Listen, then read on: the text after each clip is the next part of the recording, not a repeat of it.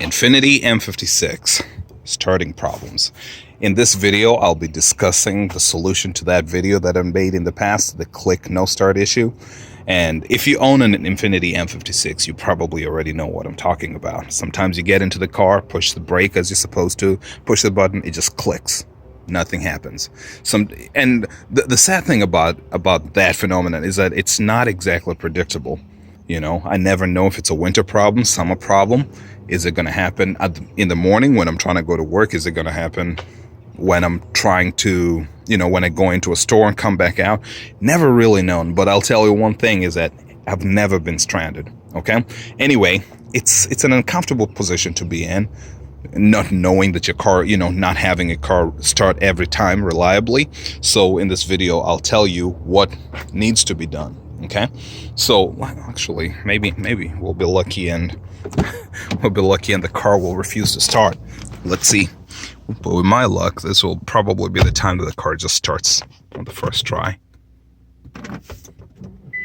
Of course.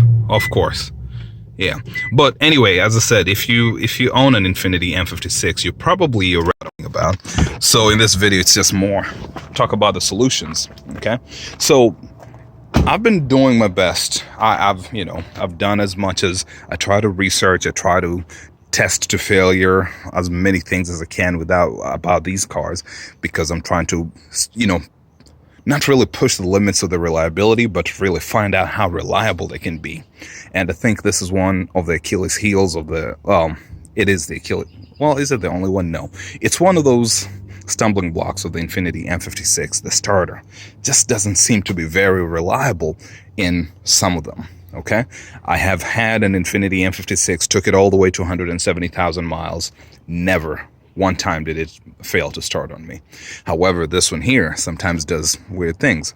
So in this video, I'm not going to be fully replacing the starter. It's just a discussion on what to do. Okay, so I got to know of a gentleman.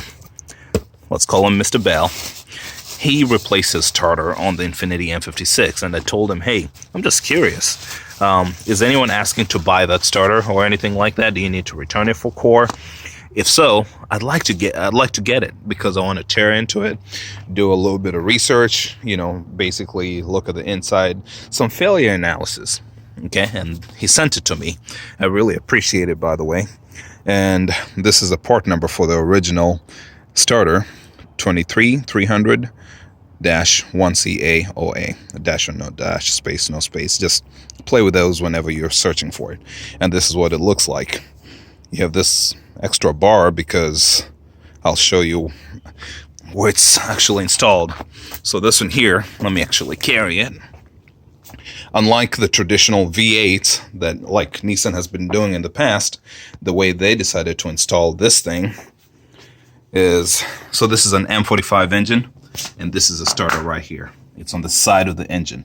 So to get to it, you access it from the bottom of the car. This one here, though, it's right here under the intake manifold. So when it's installed, this stuff is set all the way in there, and then that's why you have this bar that's supposed to bring your wire and your connections a little closer to the front or to the back of the engine. Make it more accessible, basically, and that should be enough. So I'm talking about that because I just wanted to show you why this one looks like this. I'm about to show you a replacement. It's a new one from Infiniti, and this is what it looks like. Ooh. Unboxing videos are usually pretty cool, aren't they? Look at that. Look at that. They packed it really well. Oh, nice. All right, so here we are. This is what it looks like. Pretty much the same. The hawk-eyed people will notice that there are a few differences, like color, that. Let's have the solenoid hanging up this way. Let's do it this way. You've already seen the dots, and then look at that. So the part number for this one here is pretty much the same. The beginning is pretty much the same. 233OM. That one was 23300. Then here the numbers are the same, 1CA or A, but then this one has additional 2 characters, RW. So this is what happens. Infiniti or Nissan gets the old starters and they refurbish them. These are refurbished starters, and it comes from the manufacturer with a warranty just like the other one would. But I suppose as a result of that, well, Nissan themselves don't really make starters, so whoever the supplier is, you notice that it doesn't come with an OEM part, sticker, so it doesn't have one here. However, it does have some sort of a sticker, and it's either a serial number or work order number. I really don't know.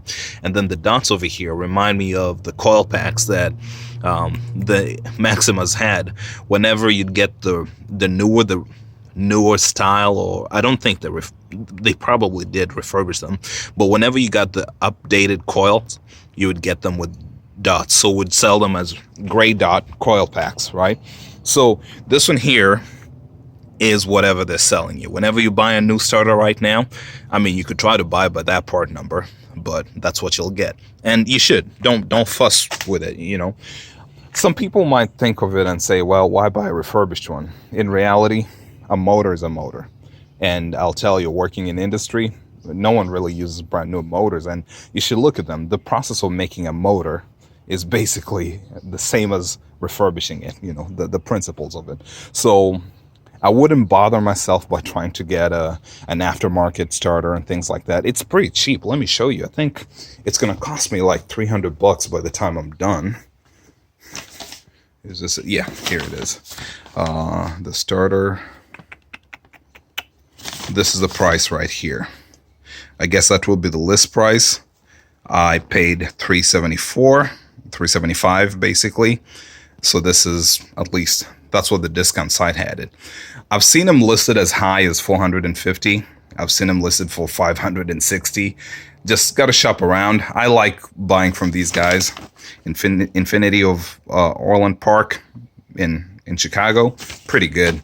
And I think in this price is my core price. And the way the core works is that they take your old unit and rebuild it, right? So I'm paying an extra $75, and when I ship it back, when I ship my old one back, I will get $75 back.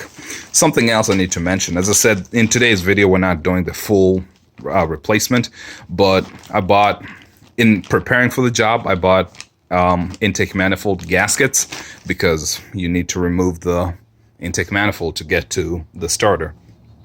So what I'm going to do is, I was really curious, right? I wanted to tear this down and look at it and look at the windings, but I told myself, well, research is great, but why research something that even they know there is a problem? That's why they offer a refurbished one. So what I'm going to do is, because I don't really know what the time limit is on these starters, right? I don't know how much time. I talked to the gentleman and try to explain, hey, I've got a bunch of starters. Can I send them all? Can I send all of them to you and I'll get $75 for each of them? He was like, nah, you basically have to do a core for a purchase.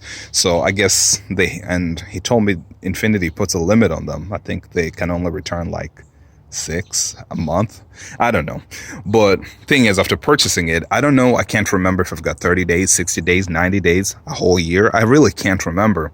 And I'm planning to put this the M56 into the garage over the summer and do a lot of work. But for now, why bother? I'll send that one in and then get my $75 back, and then keep on moving with life. That's what I plan to do. And then if I still feel very, very curious, I'll just play with the one from my own car. Okay? I think that's what I'll do. So while here, I'd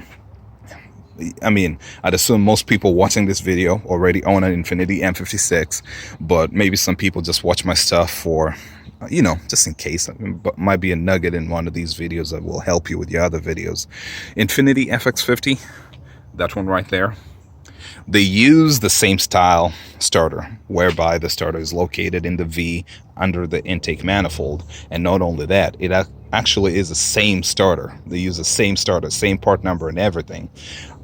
I haven't heard of too many problems with those, but I will tell you, yes, it does happen. I have heard of some problems with them where the same thing happens. You know, you push the button and clicks, it doesn't start. So, you know, you pretty much have to go through the same process, replace it. And when you try to buy a new starter, you end up getting the new part number. Not only that, I'll tell you, I've shown you the intake manifold gaskets, same part number with that as well. So I guess if you happen to have an Infiniti M56 and an FX50 and you want to play the rob Peter to pay Paul game, well, at least you know some things can work in between. So, and that's a hint for some other video we'll be doing later, some other project we'll be doing later. I'll tell you, port injection. But so that's all this video is about. Maybe in the future we'll be making a video on how to actually replace it. But for now, I just wanted to discuss and maybe have this as some sort of a conclusion to that other video, because in that video I was telling you all you got to do is just keep pushing. It will start. It's not a battery problem, and getting a jump doesn't change it. It's a starter problem. But now in this video I'm telling you that the solution is to just go ahead and replace it. And for me it costs, well, I mean, obviously there's shipping costs to it, but give or take $300, why not? Maybe if you pay the shop to do it, 600, you know, whatever. Costs will vary, but what I'm going to do, the least I'll do, is have those both part numbers, especially the new one, and have those in the description of this video. And then hopefully that will help you make whatever decision you need to make going forward. Okay? And I think I'll also add the gasket part number. That's it. That's all this video is about. I hope it does help in one way or another, and I think I usually do get questions in the other one sometimes, like, hey, how do you solve this? So I'll do my best to link these videos together, and hopefully, you know, everybody will be able to see this. There's really no point in going back to the other one, I guess, but you can still work. I mean, I've never been stranded, like I said. It's just that, well, pushing that button, you know, it gets old.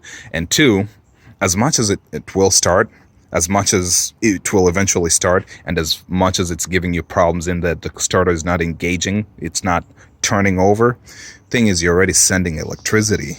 And I did this test one time. I went and grabbed the wire, the cable that feeds the starter, and every start attempt, you could just feel it getting hotter and hotter and hotter. So as much as it's doable, it's passable, part of me is just really concerned. You don't want to do that and end up melting your wires, melting your insulation, or worse off, catching your car on fire. You know, that would really suck. So maybe that will be a motivation to do the job. Maybe that's something I'll be talking about in more detail when I actually do the job, but I don't really coerce anybody to do anything. I just do my best to give you the tools objectively, and you make whatever decision works best for you.